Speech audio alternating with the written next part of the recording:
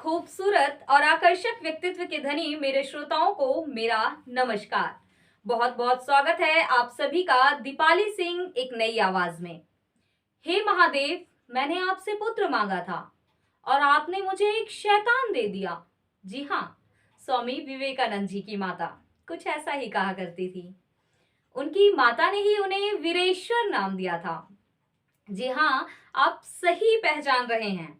आज हम बात करेंगे वर्तमान में युवा पीढ़ी में स्वामी विवेकानंद जी के विचारों की प्रासंगिकता के संदर्भ में और जानेंगे कि किस तरह स्वामी विवेकानंद जी के विचार जीवन में अपनाने आवश्यक हैं। खैर, कौन जानता था कि जो बालक बचपन में इतना शैतान होगा, वो ही आगे चलकर भारत के धर्म, संस्कृति, शिक्षा, युवा का सही मार्गदर्शन करेगा और पराधीन भारत अमेरिका के शिकागो की विश्व धर्म महासभा में सनातन धर्म का प्रतिनिधित्व करेंगे और धरती पर रहने वाले हर एक व्यक्ति को प्रेम भाव से बांध देंगे, जिससे वैदिक कालीन वसुधैव कुटुंबकम सर्वधर्म समभाव की अवधारणा को एक बार फिर जागृत कर दिया जाएगा। सर्वस्व का बलिदान करे जो क्रांति का बीजारोपण, सर्वस्व का बलिदान करे जो क्रांति का बीजारोपण, निजी सुखों का त्याग कर सब कुछ कर दे देश हित में न्यौछावर। जी हाँ, कुछ ऐसे ही थे स्वामी विवेकानंद जी। इनका जन्म 12 जनवरी 1863 को कलकत्ता में हुआ था। इनके जन्म दिवस को युवा दिवस के रूप में भी मनाया जाता है। इनके बचपन का औपचारिक नाम नरेंद्रनाथ दत्त था। स्वामी विवेकानंद जी के विचार वर्तमान में युवा पीढ़ी के लिए एक ऐसी शक्ति है जिससे वह सही मार्ग का चुनाव कर सकता है, क्योंकि वर्तमान में युवा की स्थिति कुछ इस प्रकार दिखाई देती है। नशे का वो आदी है।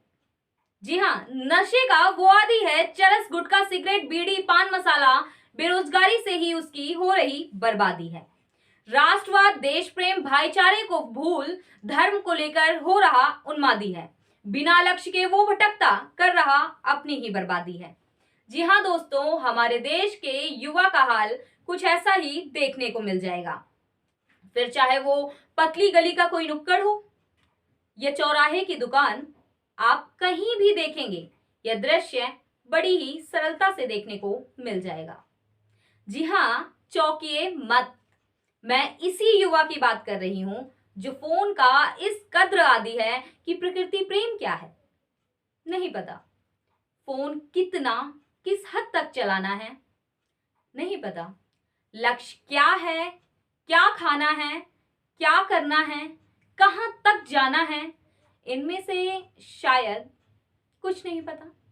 फिर देश की प्रगति के संदर्भ में मैं अपने देश के युवा से पूछकर उन्हें सिर खुजलाने के लिए मजबूर नहीं करना चाहती और ना ही उनके सिर में होने वाली खुजली को और बढ़ाना चाहती हूं। खैर, कुछ भी कहो, स्वास्थ्य का ध्यान, लक्ष्य का ध्यान या अपना ध्यान हमारे देश के युवा रखें ना रखें, लेकिन हमारे देश के कुछ युवाओं को कुछ चीजों की अच्छी खासी जानकारी है।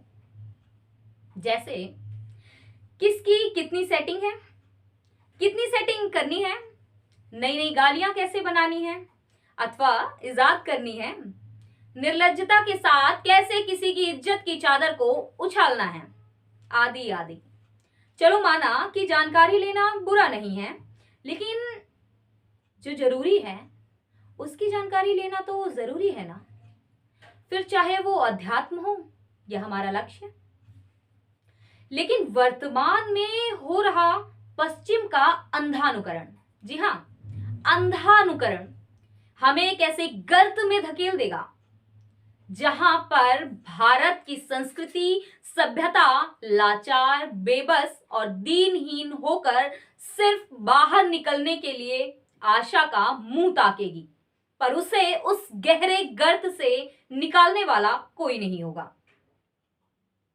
ऐसी स्थिति में स्वामी विवेकानंद जी एकाग्रता के विचार को अपनाने की आवश्यकता है, जिससे समाज की हर बुराई पर विजय प्राप्त की जा सके।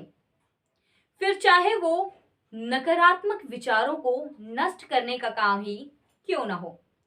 अक्सर ऐसा होता है कि हम कोई एक कार्य करना शुरू करते हैं और फिर उसे अधूरा छोड़कर दूसरा, और दूसरे को छोड़कर तीसरा, तीसरे को छोड़कर चौथा, और ऐसे ना जाने कितने काम बस अधूरे छोड़ते चले जाते हैं। किसी भी कार्य को करने के लिए एकाग्रता और दृढ़ निश्चय के साथ पूरा करें, ऐसा विचार दिया स्वामी विवेकानंद जी ने, और एक समय पर एक ही कार्य करें। विवेकानंद जी ने शारीरिक, सामाजिक, बौद्धिक, आध्यात्मिक संधान करने के लिए युवा को कहा, ताकि चरित्र निर्माण बेहतर हो। हर एक युवा को यह विचार अपनाना चाहिए, मैं निर्भय हूं। जी हां, मैं निर्भय हूं। और प्रत्येक सामाजिक गतिविधि में युवा को बढ़ चढ़कर भागीदारी लेनी चाहिए। जी हां, क्योंकि जिंदा हो तो जिंदा नजर आना जरूरी है, उसूलों पर आंच आए तो टकराना भी जरूरी है। स्वामी विवेकानंद जी ने सीधा और साफ बताया कि अगर आप ये सुनिश्चित करना चाहते हैं कि आप सफलता के सही रास्ते पर चल रहे हैं, तो आवश्यक है कि आप सफलता के रास्ते में आने वाली कठिनाइयों को देखें, क्योंकि जब हम सफलता के सही रास्ते पर होते हैं तो कठिनाइयां या समस्याएं आती ही हैं। लेकिन उनके लिए भी उन्होंने कहा, वहां तूफान भी हार जाते हैं जहां कश्तियां जिद पर होती हैं। जी हां, वहां तूफान भी हार जाते हैं जहां कश्तियां जिद पर होती हैं। स्वामी विवेकानंद जी, जो कि ओजस्वी और प्रखर बुद्धि के धनी व्यक्ति थे, उनके ये विचार वर्तमान में युवा अगर अपने जीवन में अपनाएं तो शायद न केवल राष्ट्र की प्रगति आंकी जा सकती है, बल्कि देखी और पूछी भी जा सकती है। युवा एक अबोध, बलशाली, ऊर्जावान, ज्ञानवान पथिक की तरह होता है, जिसे एक सही मार्गदर्शन की आवश्यकता होती है, और वो मार्गदर्शन करने का काम किया विवेकानंद जी ने। भारत के युवा को ध्यान, सेवा, धर्म, शक्ति पर संधान करने को कहा। नकारात्मक विचारों से डरे नहीं, उनका सामना करें। किसी भी कार्य को करने से पहले उसका खाका अपने दिलो दिमाग में तैयार कर लें कि आखिर लक्ष्य क्या है, कहां तक जाना है। यह युवा के लिए जानना बेहद जरूरी है। युवा नहीं, हम शक्ति हैं। युवा नहीं, हम शक्ति हैं, भारत के विकास की युक्ति हैं। भारत को विश्व गुरु बनाना हमारी दृढ़ इच्छा शक्ति है। भारत को विश्व गुरु बनाना हमारी दृढ़ इच्छा शक्ति है। जय हिंद, जय भारत।